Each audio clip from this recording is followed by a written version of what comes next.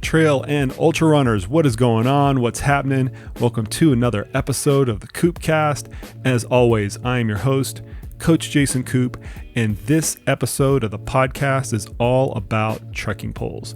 I have on the podcast today Nicola Giovanelli, who has a PhD in exercise physiology and biomechanics and is quickly becoming one of the foremost experts in the entire world and how poles affect running economy, hiking economy, and performance. We discuss when, where, and how to train with poles and how to make your races more effective with the use of trekking poles. Nicola currently resides in the Dolomites region of Italy, which is a perfect training ground to practice what he researches. Okay, let's get right into it. Here's my conversation with Nicola Giovanelli, all about how to use poles to better your performance. This is all going to be about poles. We are, I mentioned earlier that you live in the Dolomites, which is, I'm sure, ripe terrain for a lot of pole use. But I want to start this whole kind of conversation off with some of the traditional ways that we look at endurance performance, because I think the way that we think about poles, excuse my pun, might be like the polar opposite of how we traditionally view endurance performance. So in traditional marathon running, there's been this very classic equation that's used to predict and determine performance, and it's been put in the spotlight a whole lot more recently with Nike's Breaking 2 project and the subsequent Ineos 159 project. And it simply states that the velocity in a running event that you can achieve, or the speed in a running event that you can achieve, is a product of the fraction of VO2 max that you can sustain for that duration divided by the cost of running. So how much oxygen or energy it takes to go a given distance. And it's simply math, right? You have a fraction of oxygen that you can utilize, fraction of your maximum oxygen that you can utilize. You know how much oxygen it takes to go a given distance. You know, you have time and then distance, and therefore you have speed. It's actually really elegant. Pretty easy. Yeah, it is pretty elegant and easy. And the reason this was brought to the forefront for the listeners out there in the Nike and the Ineos project is that they were looking at optimizing all of these three variables. And my listeners will remember I had Brad Wilkins, who was the head of Nike's Breaking 2 project, on the podcast several weeks ago. And we went over some of this in terms of how they tried to optimize those three variables. They brought in the best athletes, so they had the highest VO2 max and the lowest cost of running. And then they worked on different aspects that could further reduce the cost of running, i.e. drafting and the now infamous shoes that have come into the debate and things like that. But traditionally in running performance, we've always kind of looked at this equation that governs how fast you can run. But when we look at it in an ultramarathon situation, that equation, while still true across a certain component of ultra running, it starts to fail. And that's where I want to start to talk about the use of poles, is where that equation starts to fail when we start to talk about ultramarathon performance. So to start out with, what is your viewpoint on that and what those failure points start to look like? Oh, well, yeah, you're right. This equation is pretty easy, and it seems easy to predict running velocity for an event like marathon or semi-marathon or something like that. But in trail running, it is a bit different. I mean, yes, the VO2 max on the fraction and the cost of running or walking, because in trail running, you walk a lot. They are important, but they are not the only three factors that we have to take into account for the final performance. A few years ago, a group of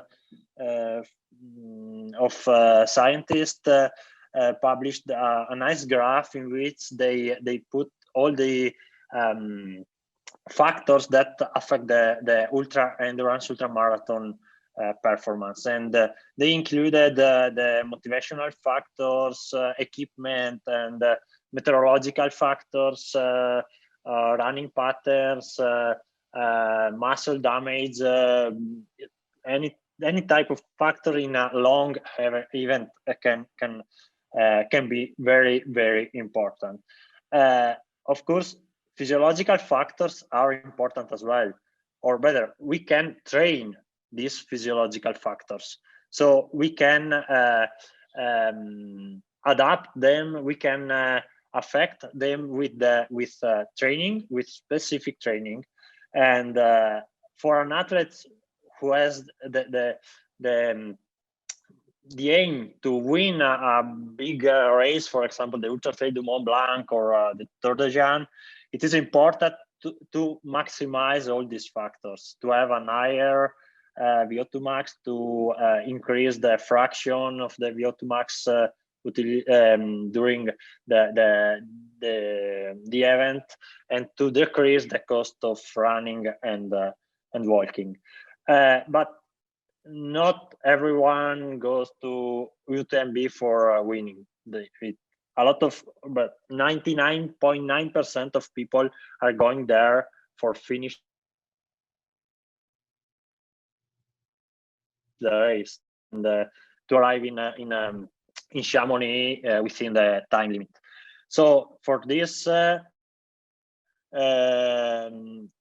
people, it is important not only to train these factors. They should train a lot with their mental factors, because they have to stay around for 30-40 hours by walking like zombies, sometimes with some problems, gastrointestinal problems or other types of problems, and they have to be very, very strong. So you can have a high VO2 max, but if then your brain is say that you have to stop, there's nothing to do, you have to stop. So these physiological factors are very important, and we can train them, but they are not everything. Regarding the use of pause, it is important to say that it affects one of these factors, the cost of running or walking. Well, my research started some years ago with one question, and it was is it better to run or walking during uphill locomotion? And because after this question, we can say that we should use the pulse or not. I mean, if running was better than walking, probably you don't need to use pulse, because everyone who runs, if try to run with two pulse in their hands, say, oh, I can't use them during running at, I don't know, 10 minutes per kilometer or something like that. So the first problem was to understand if it was better to run or walking during these kind of races. In particular, during uphill sections, because in downhill, a lot, it's easy to say that I have to run. I want to go faster, so in downhill I have to run. But during uphill, sometimes when you are racing, you are walking uphill and you are faster than some people, some other athletes who are running. So what is better? And we try to answer to this question in the laboratory of Dr. Cram a few years ago. It was 5 years ago, maybe 6. Well, a lot of time ago, and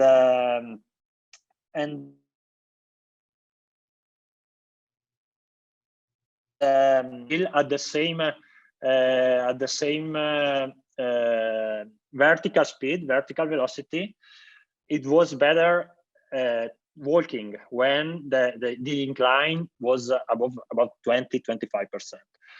And one point is that if you can walk or if you can run faster than 6-7 kilometers per hour, you should run. But no one can run at 6-7 kilometers per hour at 25% of incline for a long uphill. Okay, so the answer was that it was better during long uphill. It is better actually walking.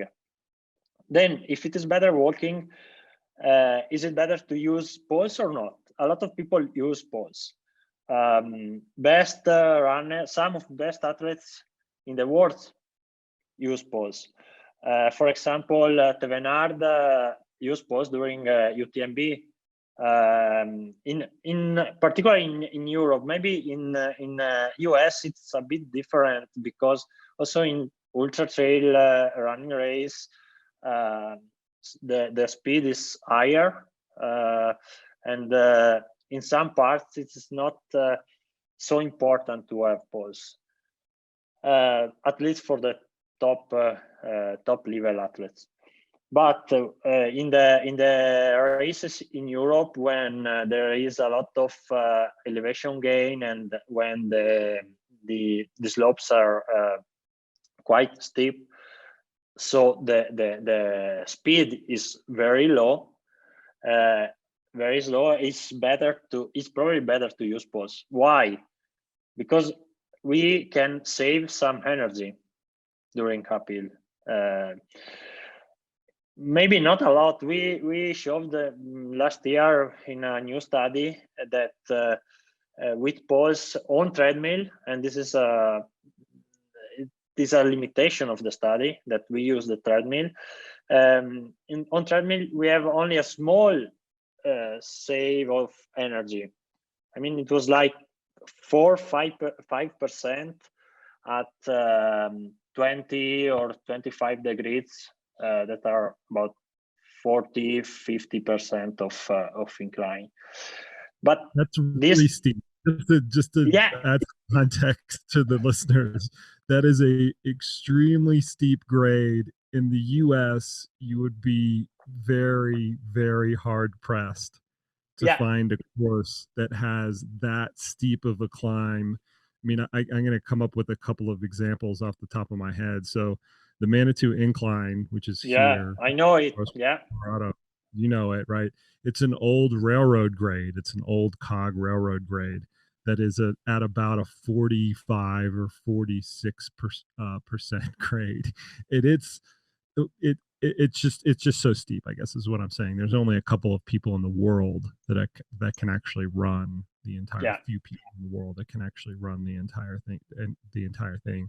So your point with that is you might see some small energy savings using poles, but only in these really extreme conditions. And this is this can be a problem when you have to suggest if an athlete has to use or not pulse, because if I have to save only 2 or 3% of energy, maybe I say, okay, I prefer to go lighter and don't have this pulse that then I have to put in my vest, or I prefer to have my hands free.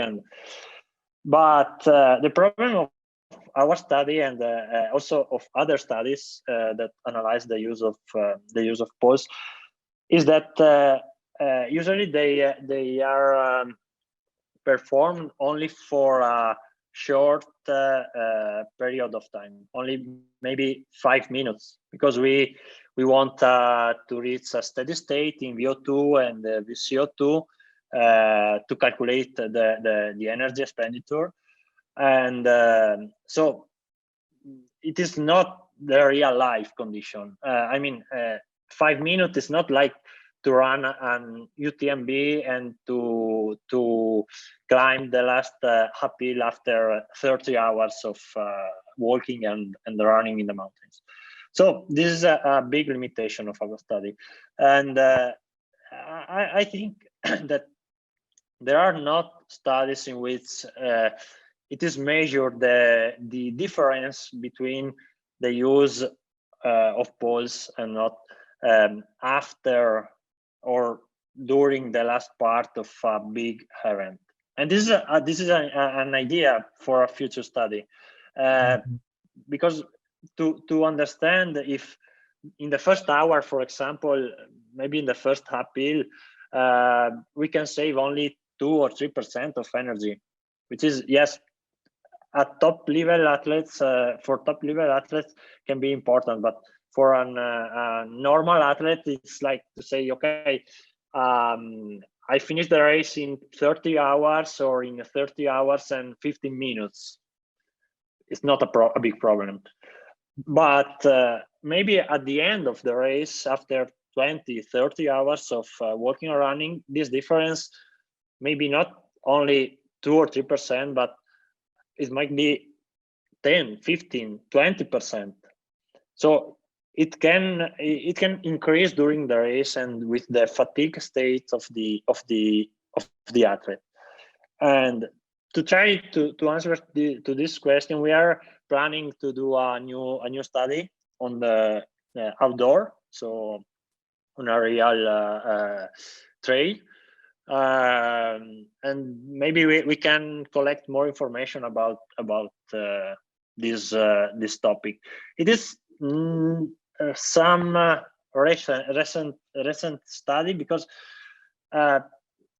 in the past the Nordic walking has been analyzed for several by several authors, but Nordic walk you go Nordic walking on the flat or hilly terrain with short uphill, short downhill, and not so steep. So it's not the same, and the technique is different. When you are going Nordic walking, you use the diagonal stride like cross country skiing, and when you are going to trail running event or sky running event, you use a pose like full gas and to push them all your weight and all your power.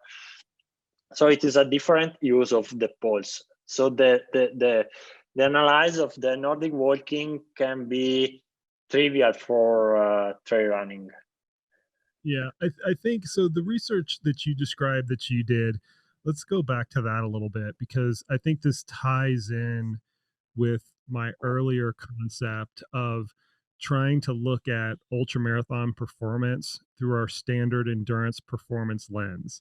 So remember I mentioned earlier that in marathon performance, 10K performance, or any sort of other traditional endurance event, we look at it through this, from a research perspective, through this very narrow lens of the fraction of VO2 max that you can sustain and the cost of running, which is similar but not the same as running economy.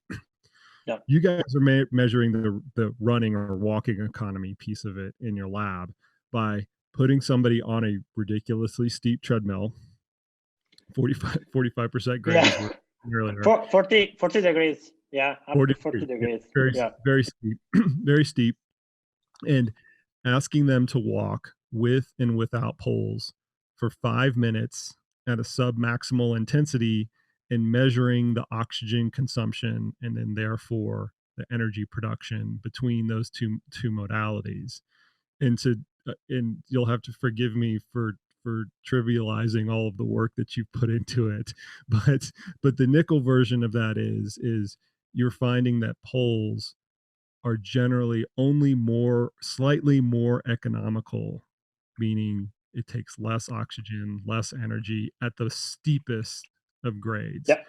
In almost all other conditions, it's likely the same, or they're more expensive, right? They cost more.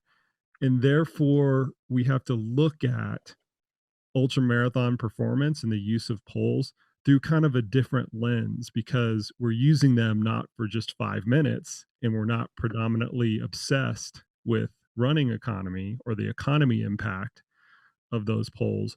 We're looking at performance through a different lens and the impacts that they might have in other areas. Yeah, it's I think that we find this problem in our studies or in lab conditions where you cannot measure for a long time. Also on the treadmill, we tried on the treadmill to walk for more than 20-30 minutes at 30 or even 20 degrees, but it was very painful for the calves. So it was not possible to do a long step for this measurement. So we have to take into account also these things.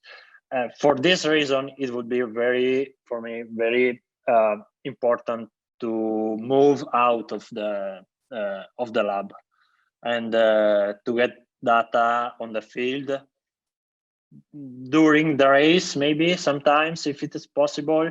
Someone did it 2 or 3 years ago during the Tour de Jean.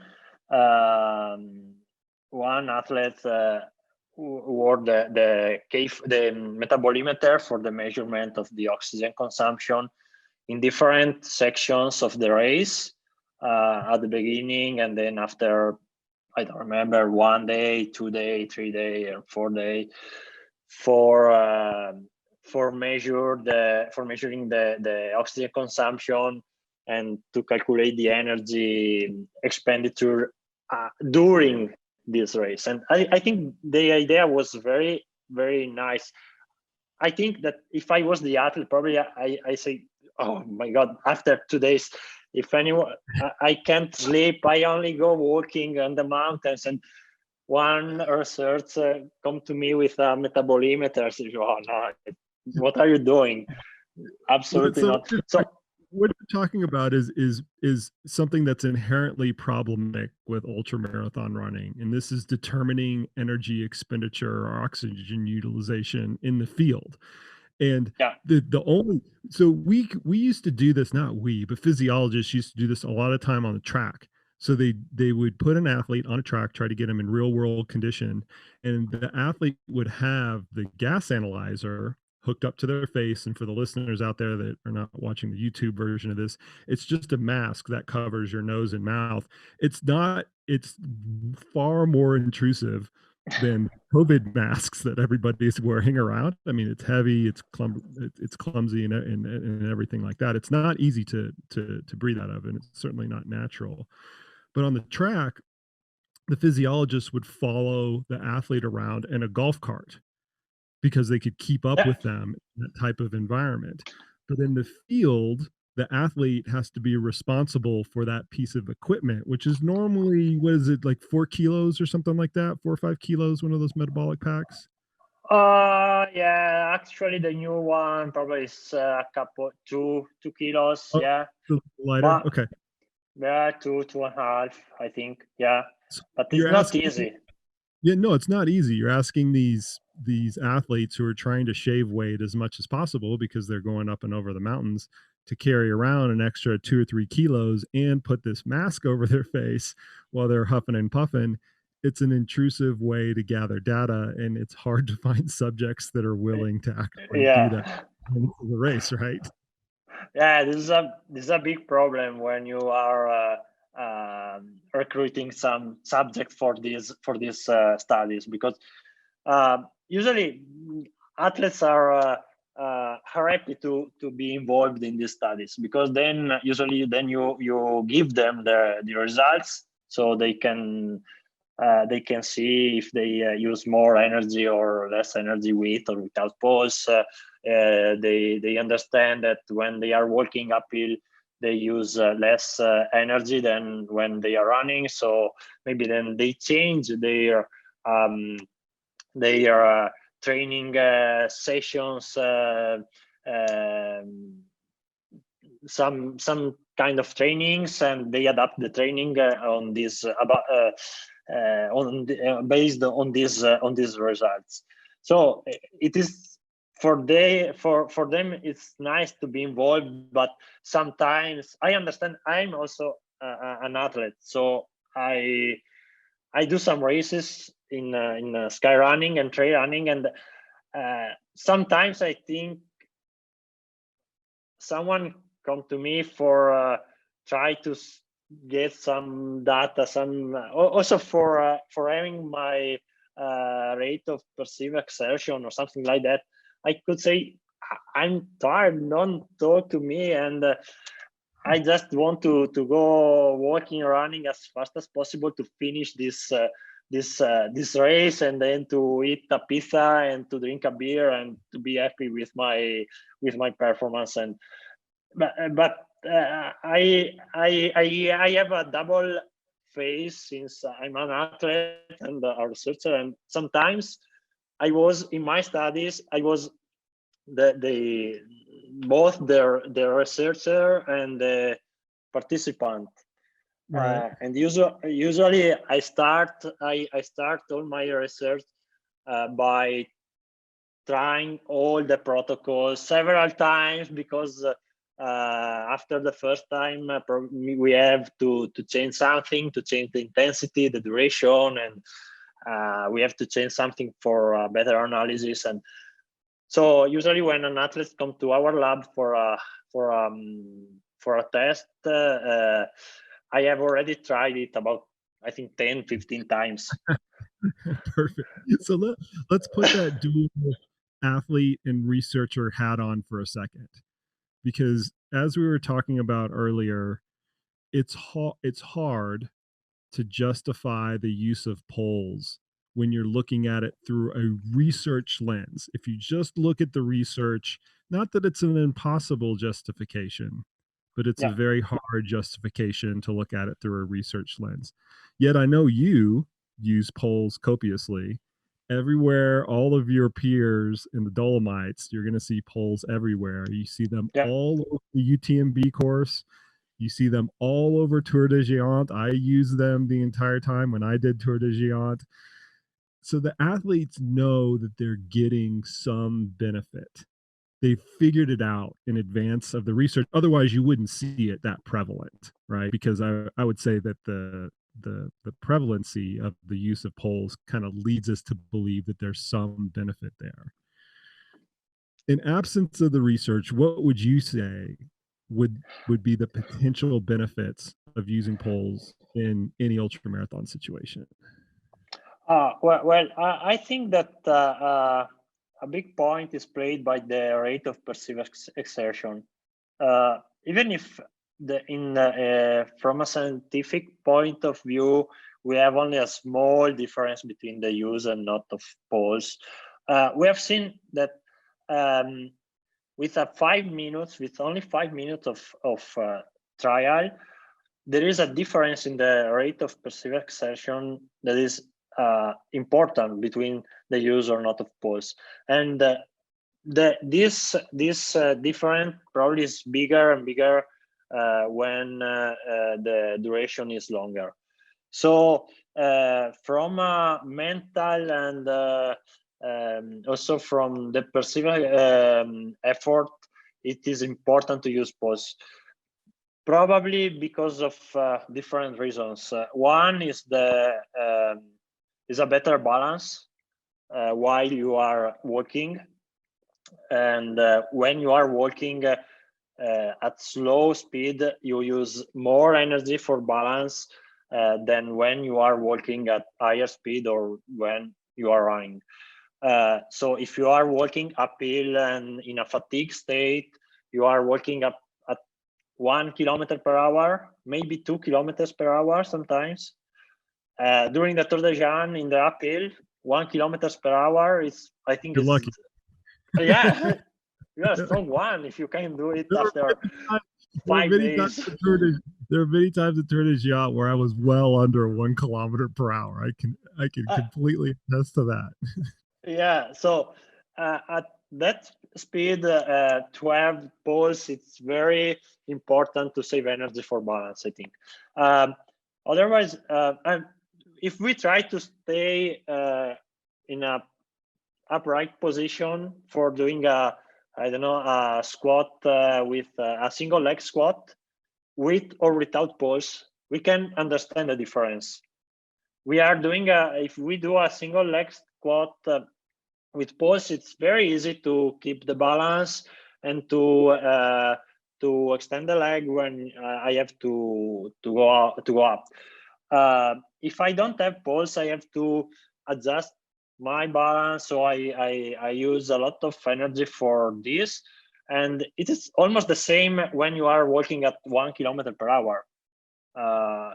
You are walking so slow that you are in a single leg stance for a long time, and to have two more point, it can be important for save energy. That's a really good analogy, by the yeah way. I've never thought about it like that. That's a really, really good analogy. yeah and the other things is that with pulse, when we are walking uphill with pulse, we can share the energy, the effort between upper and lower limbs. I think this is important when we are going uphill pretty fast. For example, I don't know, during a vertical kilometer, it's 30, 40, 50 minutes full gas. So you use actively your arms for pushing. It's like cross-country skiing. So you can share the effort between the legs and arms, and to save energy in your lower limbs. So even this is important. Unfortunately, it is difficult to quantify how much you push with your upper limbs or with lower limbs. There are some studies in which they authors studied the effort during cycling exercise with only legs, or with legs and arms, or with only arms. For example, you have to do 200 watts only with legs, 200 watts with arms and legs, and they understand that it is possible to understand that if you use pulse for to do the same power output, you can divide the work between upper and lower limbs. So this is the second point to me. Balance and this work between upper and lower limbs are most important points for trail running as well, for suggesting to an athlete to use pause during long races. And here's the hesitation that I think a lot of athletes, particularly in North America, I always get a kick out of whenever North American athletes go over to Europe for the first time. This isn't happening quite as much recently because there's like so much video footage that people can get indoctrinated with before they go over there. But when they go over there, they're always amazed at how much they see athletes use poles in Europe as compared to the US. And like I said, slowly that's starting to not be the case, but they're always kind of shocked. But still, the athletes, particularly here in the US, they get very hesitant around using poles. And it kind of falls into two categories that I want to explore next. One is related to what we had just talked about earlier. They're afraid of the economic penalty, right? The effort penalty. Yep. Either by using their arms, they think it's a less economical or less efficient source of locomotion, or by just carrying them around, and it's an extra 8 ounces or 6 ounces or something like that. And they don't want to lug that kind of up and down hills. And the second one is if you don't have enough time to practice with them. And this is extremely important here in the US, where there's not a lot of people live in urban areas. They don't have access to mountainous trails and things like that, yet they're going to go over to UTMB and they're going to go and compete in this mountainous environment. And should they actually introduce this additional the use of poles, the use of poles, or it's additional piece of equipment when they haven't actually used it. So I'm going to lead off with what I think about the first piece, and you can follow up with it. I don't think that the economic penalty, even if there was one, and we mentioned earlier, this is hard to study. It's hard to get people to run around with portable metabolic analyzers in the field and things like that. But I don't think the economic penalty for either carrying the poles or using the poles or both is really all that important in ultramarathon running. And here's why. It's because the exercise is at such a low intensity. If you need even in the worst case scenario, if you need to command a little bit more oxygen to use poles, it's not that material at the end of the day, as opposed to our marathon situation or to our marathon situation that you were talking about earlier. If you're going to use 2 or 3 or 4 or 5% more oxygen or energy at those intensities, that becomes material to the velocity that you can achieve. But ultramarathon athletes, when they're exercising at like 50 or 60 or 65% of their VO2 max, they've got room to spare. They've got literally, they have oxygen to spare that they can pull into the system that's not really material to the effort that they're trying to command. What else can we say about this this potential uh, economic penalty that a lot of runners are fearful of? Is it that big Oh, of a deal? I uh, actually I agree with you. I think that the cost of running and walking is important for the final performance, but in a long race, there are so many factors that are important that probably to have 100 grams more is not so, it's nothing. I mean, people are going to race with a smartphone and with a power bank like that, and with sport watch that is more heavier than the poles. Yeah. So Why? what you're saying, you're really, Why? if you're Because really, they have to put on Strava. yeah, that's So correct. So you're saying people are worried about the weight, they could get rid of their GPS watch and get rid of their phone. I think this is not the problem. The problem probably is can be the time that you have for training, based on the location where you live, or this is a problem. But you can train with poles in also in the gym if you want, doing a step up and down, or something as their masters with poles, or I don't know, in the treadmill, or if a person wants to try to use it and to prepare for a UTMB with poles, I think you can find a way to do it. So Some let's hold on.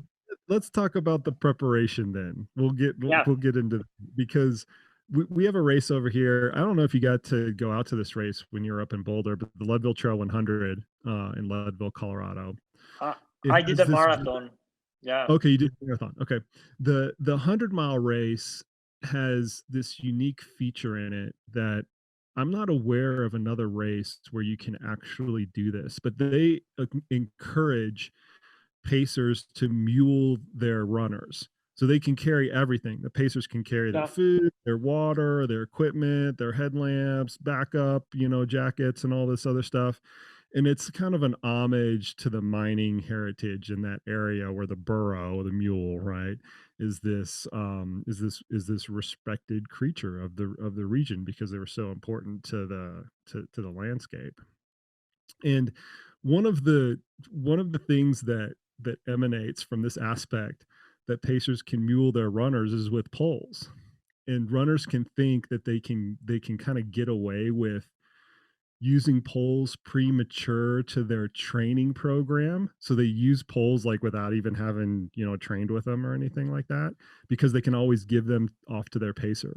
And so every year I'll sit up in the middle of Hope Pass, which is kind of the high point of the course, and I'll watch these runners come up the climb with their pacers who you can tell have never used poles in their entire life. They're stepping on them, it's going in between their legs, they're tripping Yeah. on it. stab their toe with the end of the pole. They have the carbide tips put in. They're using the big rubber tips that are, stock on them from REI and all of these other things. And they think that they can get away with it because all they have to do is just, if it gets too bad, they just hand them to their poor pacer and have them carry it up the rest of the climb. But there is a training implication here, as I guess what I'm saying. What, for athletes that are realistically thinking about using poles in a race, in your opinion, like how much should they be training with them in advance of the event? And maybe what is like the minimum amount that they can get away with? This is a really hard question, by the way, to answer. I struggle with Yeah. it all the time as a coach. Yeah, it is difficult to answer to this question because first of all, we have no data for answering to this question. So I think it is a matter of experience by the athletes and also by the coach. Usually, with athletes that I'm coaching, if they use poles, I suggest them to use during the long trainings in the mountains when they go for more than 2 or 3 hours. So usually they use once a week, once every 2 weeks. And I have also some athletes who started to use poles after I started to coach them. And this is a bit different because they think that it is very difficult to use poles because usually they look at Nordic walking technique. So they think that they have to do the diagonal stride, a perfect diagonal stride, and to stay upright. But it's not like that. Usually when they start, they have just to go walking in the mountains with poles every time that they can go in the mountains. And then after probably 1-2 months that they use poles, they are pretty economic. I mean, if I have to race tomorrow and I have never used poles, it's not a good idea to start to use poles tomorrow. But if I have to do a race in 2 or 3 months and I start today to use poles and I use them 3 times a week for the next 2 months, I think that the day of the race I can use poles. Maybe I'm not so nice to see for a photographer or for the video maker during the race, but probably my working is pretty efficient. So my suggestion is to use them at least one at week during long training. Sometimes during the winter, during the general preparation, I use poles also for some specific training with, for example, jumping with poles, so during uphill or something like that. But it's just for doing something different than just go running and interval training only by running or walking uphill. So I say, okay, go with poles and go to do 10 times 30 seconds by jumping with your poles uphill, and then you go for 1 hour of trail in the mountains. And I think so. Yeah. For the people who probably don't have access to use poles a lot, even if you can get in 1 to 2 sessions per week for 6 to 8 weeks in advance of the race, you might not look pretty. It might not look that good in a photo or in a video, but still it would be a good intervention to put in for the race. And I generally agree with that because I coach a lot of athletes that live in the Midwest, that live in a lot of flat areas, and they get opportunities to use poles like when they do training camps or races or things like that. And so if they get out to 3 or 4 races a year, like training types of races a year before their big race, and we can use poles either in a training camp or at those races, those serve as enough minimum, enough of a minimum amount of training that the race isn't a total junk show, and they're still gonna serve some benefit from it. And I also kind of salient to how athletes should actually incorporate like the use of poles that aren't used to them. I also completely agree with you that when you start out, just use them. Don't worry Yeah. about how I need to time my foot strike, or am I going to use double poling technique or whatever. Just get out in the mountains and use them, and try to get it to the point where you're comfortable enough that it's not a negative. And Yeah. then once you've gotten used to that, then you can work on really Yeah. specific and efficient steep uphill techniques, steep rocky techniques, and things like that. But just don't overcomplicate it at first, I guess, is what I usually advise people. Yeah. Also, because when you use poles during trail running, it's not like to use poles during cross country skiing. It's not like double poling during cross country skiing where you have to push with all your power.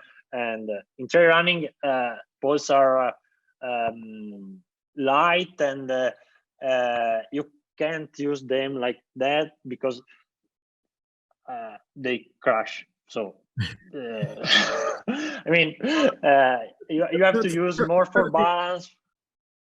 That's kind of the intimidation factor, though, Nicola. I mean, when they look at really experienced trail running athletes that have a cross country skiing background use poles, it's so fluid and elegant, and they look at that and go, oh, I can never do that. When the reality is, it doesn't have to be that elegant and fluid, at least in our opinion. We'll let the research tease this out 15 years from now. Yeah. It doesn't have to be that elegant and fluid to have a positive benefit on their performance. To be elegant is nice for pictures and videos, but for the performance, it's trivial. I mean, I have seen some subjects who are that are running or walking with poles, and you say, oh, why is he using poles? And then probably is one of the fastest guy in the world with poles, and is so ugly to see because, but that's not the problem. The point, yeah. You know this just from your biomechanics background. We already overanalyze running technique to ad nauseum, like, oh, okay, your foot should strike in exactly this pattern, and your heel should come up this way, and this should be the angle during flight, and all this stuff. We already get like way too OCD about having perfect running mechanics, especially in the road running world. Just wait till that comes to using poles. We'll never be able to find those answers. I think the bottom line is it can be a little ugly. It can look a little ugly on the surface, and it's probably of a benefit still at the end of the day. Yeah. Okay, so we've got this training component where we're saying, okay, if you are going to use poles and you don't have a lot of availability to use them, a minimum of about 6, maybe 8 weeks, a couple times a week is probably enough to do the trick. Yeah.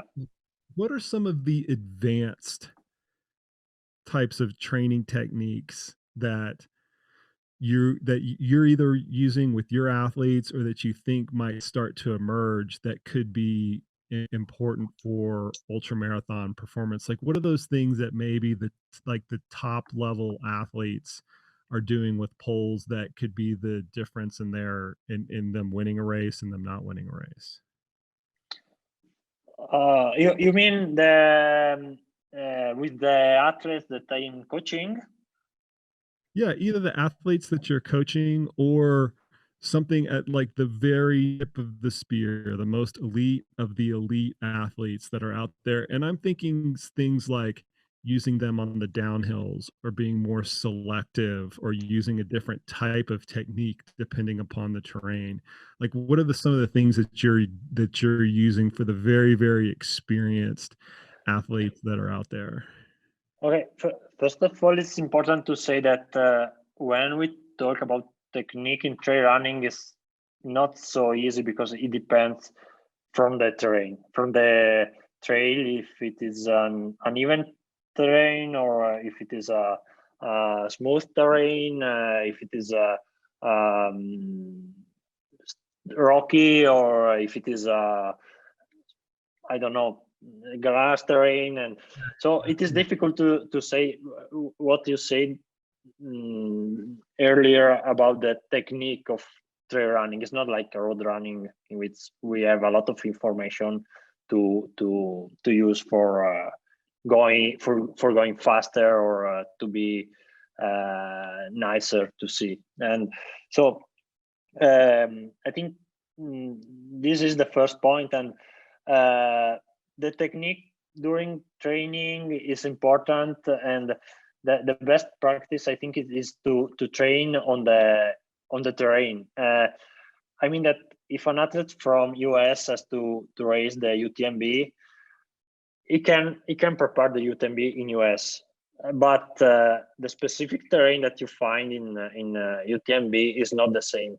Or maybe some more technical races, for example, in sky running, or maybe in trail running also. The Lavaredo Ultra Trail is a bit more technical, not too much, but more technical than UTMB. So you have to take this situation into account when you are designing the training sessions and when you are approaching the race. It is not easy because it depends even from where you live, and it is not easy to find runners that can move for going to the mountains every week if they live in the flat. So I think that even with top runners, it is difficult to sometimes it is difficult to find the best way to train them for a specific event. And it is important to have a lot of feedback from them, and to see them during a video analysis or during a race, and to see some videos of the race to understand if after 3 hours or 4 hours of race they can do downhill, they can run downhill in an efficient way as the first hour they were doing. So and then we can adopt some strategies to improve for example, the downhill running pattern, for improving the performance. But it is not easy to have these informations, and I think that it is important to get these informations from after the trainings or races of these athletes. And about the use of pause, I think another point, it is okay, I train with pause for going uphill, but I have to bring them downhill as well. So is it better, for example, to carry on the vest or to keep in my hands? And for example, if I am a good runner in downhill sections, and I want to take some more risk in downhill sections, I cannot have my hands like that with pause, and I need to be free, because if I want to run faster, I need to have my hands free if I fall down or if I have some problems. And so it is important to understand that pause and training, it is important to do trainings uphill, but we have to take into account the downhill as well. And sometimes athletes don't think about this, and downhill is the terrain where you have more muscle damages, you have more fatigue in your muscles, both central fatigue and peripheral fatigue. So we have to put all together and to analyze what is better for an athlete, and which factors are important to train more than others. So you bring up a really good point about when to use, when to stow, and when to put the poles aside. One of the things that I have found really fascinating, particularly over the past few years, with the incredible video coverage that they do at UTMB, they do it better than any other race, where they have cameras on the runners Yeah, across yeah, almost all of the races all the time. It's awesome. Is the lead runners, and I think more in particular, the lead runners that know the course really well, they know exactly when they're going to use the poles for the yeah, uphill, when they're going to just store them by their side and just carry them because they're going to use them again very quickly, or when they're going to fold them up and store them somewhere else, to your point earlier, because they want to take a little bit more risk on the downhill. You can, if you look at it through a really keen eye, you can see they know exactly what to do in all of those situations in order to maximize their time. However, most runners, we keep coming back to like the most normal runners, right? yeah, They're yeah, not in the situation. They're not in the risk-taking situation that a lot of the elite runners are. They're more concerned about like saving their legs, to use a colloquial saying, yeah, right? They don't want to bomb their quads, or however, whatever other phraseology that we use for that.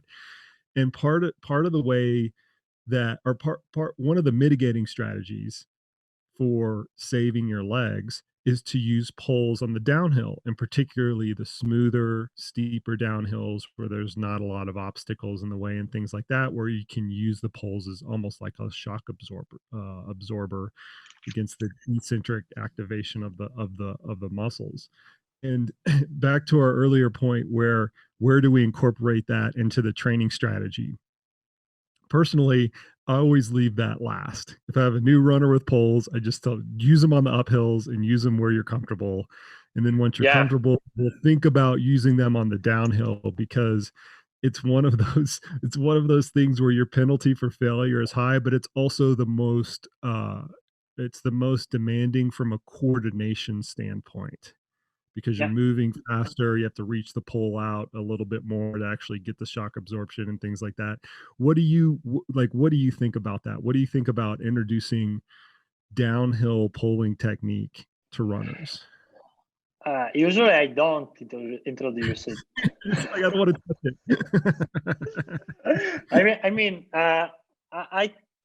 I think that, as you said, it's sometimes it's more dangerous to use poles downhill than to go without them. So I think that when an athlete is familiar with the poles and with its use, he started to use them during downhill without my suggestion. I think I could do it only if I see and I train with my athletes every day or every week. But I'm coaching athletes from North Italy, South Italy, from the islands. So I can't see them during training. And yeah, when we do some training camp, we try to do poles uphill and downhill, and we try to different technique, different also coordination exercises, something like that. But then if they don't feel safe to go downhill with poles, I don't say them use them because you save your legs or so. I remember 5 or 6 years, maybe 6 years ago, I was racing in Tromsø for the Tromsø Sky Race and Sky Marathon, and I like the technical terrain, the downhill, and I was doing a great race. I was fifth in the middle, and then after one steep downhill, when I started the final uphill, I stopped. I completely stopped. My legs were out of order. My muscles didn't work anymore. And I when I reached the top, I sat down, I eat, drink, and then I started again. And every 2 minutes, every 50 meters of downhill, I had to stop to sit down, and I was crying. And I was thinking why I didn't use pause during this race, during in these sections, and it was crazy. It was like I had a big training volume on uphill and downhill, but I didn't train a lot on very steep downhill. It was like, I don't remember the incline, but I think it was like 50 or 60% of downhill, and my legs were out. At the end, I was only crying, and I said, okay, I don't come back here. I thought to be good at training and racing and running, but then I understood that. I said, okay, maybe I have to train more and in a different way, and by using maybe pause sometimes. Well, and that, I mean, using kind of the opposite end of the analogy spectrum as you did. So I used a pair of fixed length poles the entire time for Tour de Géant. So I The never fixed pause. Okay. Fixed pole. So yeah, one leg, just for the listeners out there, you can't fold them up and stow them away. So I always had them out. I always used them uphill, downhill. There was one 50-kilometer section where I didn't use them at all, but that's a very small part of that race. 150-kilometer section. Now that I'm hearing myself say that, but my point with that is I viewed the inconvenience that I would have to that I was taking on by not being able to stow the poles being outweighed by the fact that I was just going to use them the whole time, uphill, downhill. It's not the most technical course in the world. Very rarely had them out to my side and was just kind of like, bombing down hills because of the event was so long. I viewed that through the lens of as I wanted to save my legs as much as possible. I think that longer is the race, and better is to use pause. I mean, during a Tour de Géant, even during downhill, you go very slow. So you can use pause, like brake to help you to break with your muscles, and so if you go slow, you should use them. For example, the opposite is in skyrunning. If you do a race like up and down, during the downhill, you go full gas. Even for the normal athlete, they run downhill fast. So during this downhill is not a good idea to have pulse in the hands. But during long events, definitely it's better to have them. Yeah. Well, and thus wrapping it right back around to UTMB, where a lot of the athletes are finishing in over 30, 35, 40 hours. They're not going that fast on the downhill. With all due respect to those athletes, they're trying really hard, doing their best, but from a speed perspective, they're not going that fast down the downhill, and therefore it just presents a better opportunity to use poles on the downhill because the coordination that it requires is just less. The coordination and skill that it requires is just less at those slower speeds. Yeah, and in the trails like UTMB, trails are pretty nice. There are not a lot of very technical parts, so you can use your pause during downhill. Yeah. Okay, so let's wrap it up. This has been fun. We would keep going down the anecdote rabbit hole if we did this any longer. Let's kind of wrap it up with a few like key points that we went over when using poles. So first off, let's focus on the trade-off.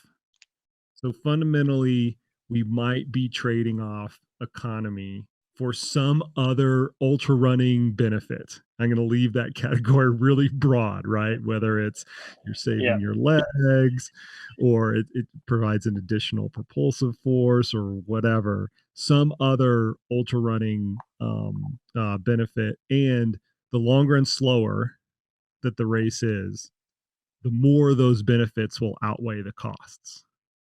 What do you say to that? I think that longer is the race, more are the benefits of using them, and then you can save energy with other things. For example, don't use a power bank of 500 grams, or you can save energy maybe by having some technical equipment that is lighter, or also by using a vest that is comfortable. And there are some studies in which the authors studied the different vests and where to put the bottles for water here, or is better the camel bag in the back, or so. I think that every athlete has to use something for doing his best, but without thinking about the absolute performance. I mean, if I go to UTMB, I don't go there for winning. I go there for having fun, but I want to do a good race. So I use poles, but I take the lighter poles maybe because I don't want extra weight, or I use some shoes that are better for me because I tried and I found them beautiful for running many hours. And so if we put all together, we can optimize our performance independently from the level of the athlete.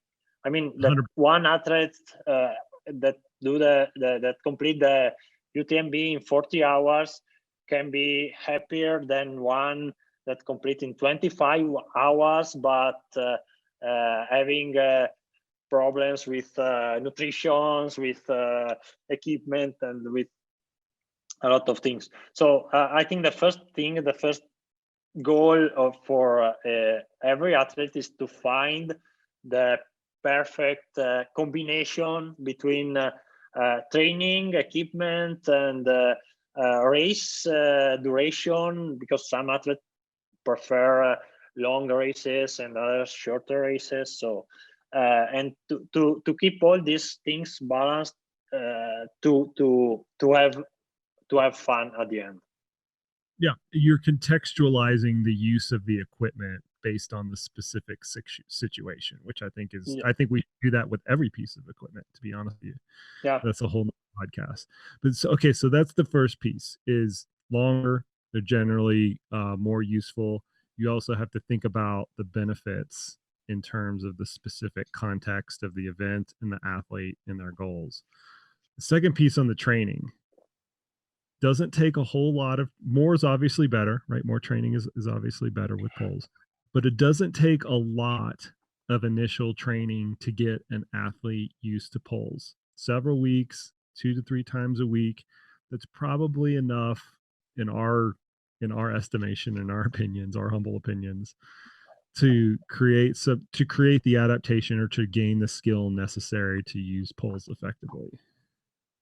Yeah, once a week it is probably enough. I don't think that more is better in this case. I mean, that if we talk about an athlete who is racing in vertical kilometer, more is better because he has to push with a lot of power in the arms. But for trail running, I think that more is better, but not too much. I mean that is there like a point of diminishing returns that you get to really quickly? Sorry. Oh yeah. So what you're saying is there would be a point of diminishing returns that you get to really quickly, meaning it's almost like a threshold. Once you get to this threshold of pole use or pole adaptation, anything above that is only fractionally more, very, very fractionally more beneficial to the runner. I think it is difficult to find a threshold for this, but I think that probably one training per week is enough.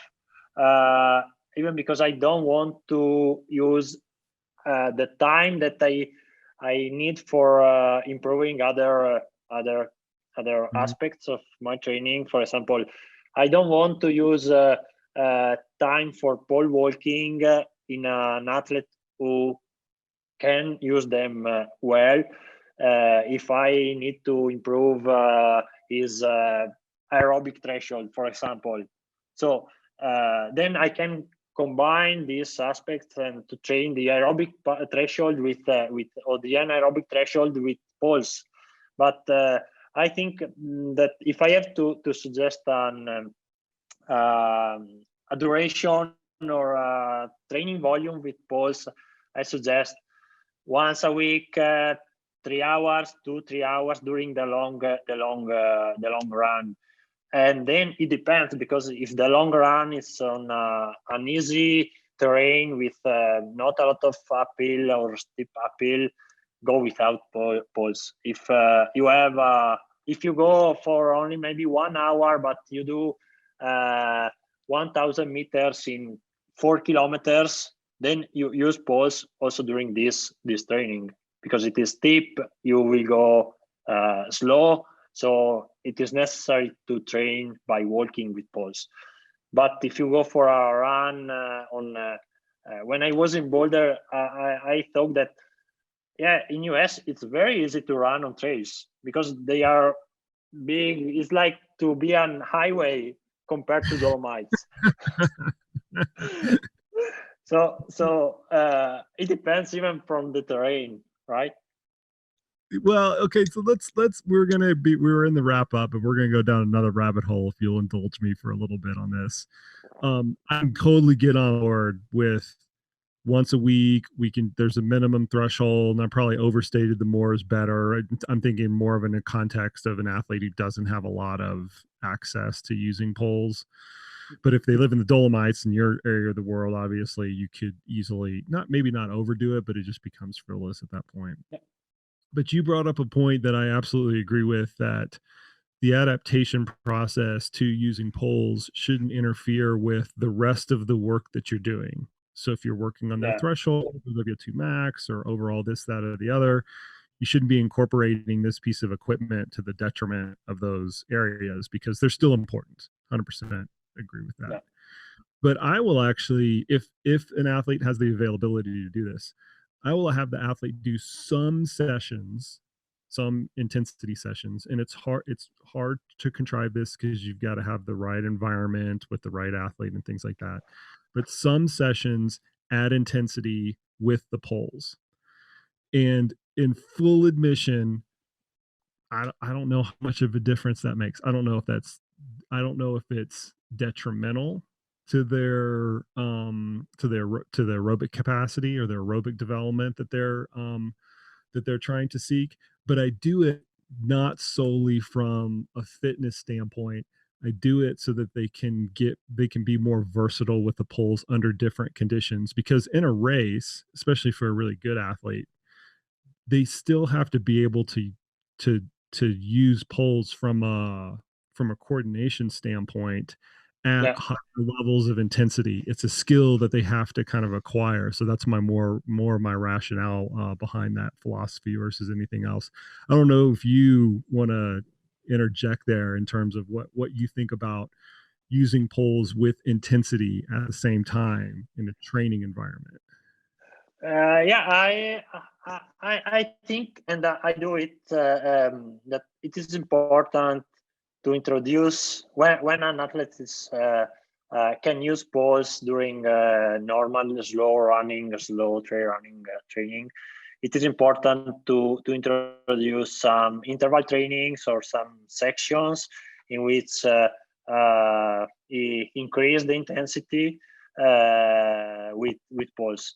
And it is important to remind that when you use poles at the same, for example, the same vertical speed, you can have a higher heart rate because you use more muscles. So the work that you are doing, the internal workload that you have, can be higher. So you can obtain benefits from some specific training with poles, in particular in those athletes who are not able to run fast on flat. I mean, if an athlete cannot run on fast because, for example, he has some kind of pain in his legs, and he say, okay, I cannot go to my 90% of heart rate or 95% of my heart rate, maximum heart rate, and but he said I can do the same work, cardiovascular work, during uphill with pulse. I say, okay, let's do it. We can do this work uphill during uphill with pulse. Obviously, the speed will be slower compared to the running interval training, but the cardiovascular stimulation, maybe it is even higher.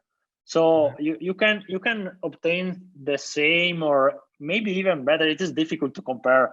I think there are not studying with it is compared the training with poles and without poles, the same type of training, and to say which one is better. But for my experience, I say that it is easier to reach a higher heart rate when you use poles. So and the rate of perceived session is lower. So you can give to your body a higher stimulation, a higher stress with low rate of with a low perceived effort. So I think for this reason it is important, and it can be important to use pause for interval training and for high intensity sessions. Then for elite athletes, it's important for the reason that you said, that during their race, maybe they have to be able to coordinate during a full gas sprint or something like that. So they have to be able to use the right coordination between arms and legs. The first phenomenon that you mentioned, where the athlete's speed capabilities limit their cardiovascular output at the kind of the recreational or the everyday athlete all of the time in ultra running situations. They're not fast enough on flat level ground to elicit a very high VO2 response, or that speed limits the amount of time that they can spend at those intensities, or the absolute intensity that they can achieve, and or both, simply because they just don't have the foot speed. We see that all the time in the lab, and we also kind of see it in a real world setting. So to slow the speed down just by introducing an uphill condition, either with poles or without poles, is a good, in my opinion, is a good workaround to achieve those cardiovascular benefits or that cardiovascular output without having speed be the limiting factor, because it's normally not a consequence. Like somebody's raw foot speed in an ultramarathon event, even a 50 mile or 50K ultramarathon event for an everyday runner, a raw foot speed is normally not that big of a limiting factor. So your consequence isn't that great. So the fact that you're saying that it would be reasonable to look at doing uphill work with poles and that eliciting a more robust cardiovascular response, higher heart rates, higher VO2s, could potentially lead to better adaptations. I think that that's a reasonable extension as well. Yeah, the difference in this case is the biomechanical work that you are doing, the range of motion of the ankle or the knee, or hip that work in a different way between uphill walking and flat running, level running. So we have to take into account also this. We have maybe the same or a better cardiovascular stimulation and adaptation, but then we have to adapt even for by a muscular point of view, because the muscles have to work in the right elongation, and so it is important both training on level and uphill. But during uphill we can use a pause to reach a point, a target heart rate that maybe that athletes can reach on level running. Good. I'm glad we went down that cardiovascular rabbit hole a little bit. It was actually in my notes, but I totally spaced on bringing it up. Okay. So the last piece in terms of the practical take home for the athletes that are maybe not used to using poles, but they are going to be in a race situation where it might be advantageous for them. It's okay if it's ugly. It's okay if you feel maybe a little bit clumsy or you don't look so great in pictures. Yeah. Efficiency or the economy will gradually improve over time, but it doesn't have to be perfect, right? You don't have to look for perfect technique. Yeah, and in the picture you will be perfect in a couple of years if you use pose every week. Long term. I love it. All right, man. All right, we're gonna go. That was really fun. We're gonna train for your picture. Yeah, there you go. Train for your picture. Have it be like an Olympic cycle, like a 4-year process, yeah. Right? All right, man. Hey, if people want to get in touch with you, Nicola, how can they do that? Where can they find you? Where can they find more about your research? They can find me on Facebook, on my page, Nicola Giovanelli, and also on Instagram, or I have a website with my email, info@nicolagiovanelli.com. So they can find every information out there, and they can contact me whenever they want. Awesome, man. Well, I'll have links to all of those in the show notes. Thank you for nerding out with me a little bit on polls. I'm sure it's going to be the first of many. I hope once the COVID fog lifts over everything, yep, I can get back out to your neck of the woods and we can go out for a trail run somewhere with polls. Yeah, of course. Thank you. All right, there you have it. There you go. Much thanks to Nicola for being on the podcast today. Always appreciate your expertise and your passion for trekking poles, and I hope to get out to the Dolomites soon and check out your stomping grounds. Big thanks to Jackson Brill for this podcast and connecting Nicola and I. Really appreciate that, Jackson. That helps me out tremendously. And on that note, we have a couple of new coaches joining the CTS staff, including Jackson Brill, who's been on a previous episode of this podcast. If you think that one of our coaches that have been featured on this podcast or any one of our coaching staff is the right coach for you to get you ready for one of your audacious goals this summer, hit me up on social media or go to our website, trainright.com. You can find out information about all of our coaching packages there. That's it today for this episode of the Koopcast. Appreciate everybody listening. And as always, we will see you out on the trails.